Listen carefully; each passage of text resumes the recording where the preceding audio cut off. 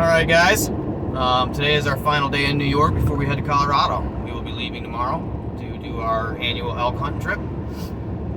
All of our gear's packed, all of our hunting equipment, all of our camera equipment, food, extra clothing, stuff like that we're going to need for the actual trip while we get there, camping supplies and everything. So today I want to talk about tips for the actual driving trip itself. Things people don't really think about when you're going to make a long drive like this that could definitely be an asset for you on your drive. Obviously you want to have a spare tire. Make sure it's air, make sure the tire is good with no cracks.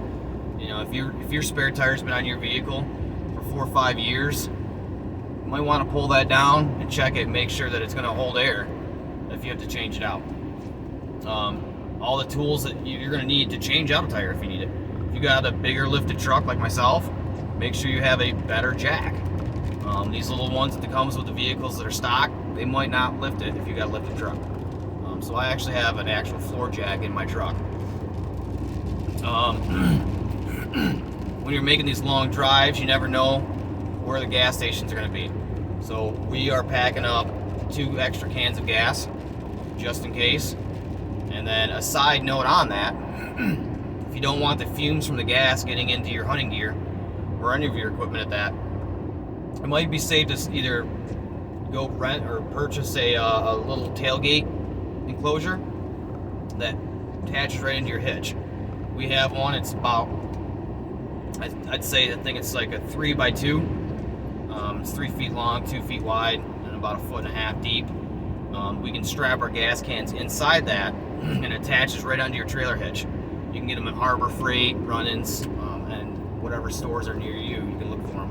They also have one. They're not enclosed. It's just like just a small little cage or whatnot, but not. That goes right in your trailer hitch. You can strap your gas canisters right onto that. Just something to think about, because you know you don't want those gas fumes getting into your hunting gear, because when you're out there hunting elk, it's all about scent control. The elk have an exceptional sense of smell. It's way better than, you know, your white-tailed deer. Like, that is their key sense, is their smell. So anything to do to prevent any other, you know, non-normal scents from getting into your gear. Another thing, make sure you have cash for tolls and stuff like that. You know, make sure you also have a couple $100 cash. You might have to get to an area where they don't have a card or an ATM. You get some of these small towns, you never know. So you always want to prepare just in case. Change out all your fluids before the trip. I just got a new oil change 2 days ago. I changed out the fuel, or not the fuel, the oil filter and stuff like that. New windshield washer fluid and everything, because you want to make sure your vehicle is going to be in tip-top shape for the trip. We're going to be putting 3,000 miles on this truck at least, if not more. So you want to get that oil change right before you go, and then probably be best to do one right when you get back. And this is something you might not think about when you go out on a big trip like that.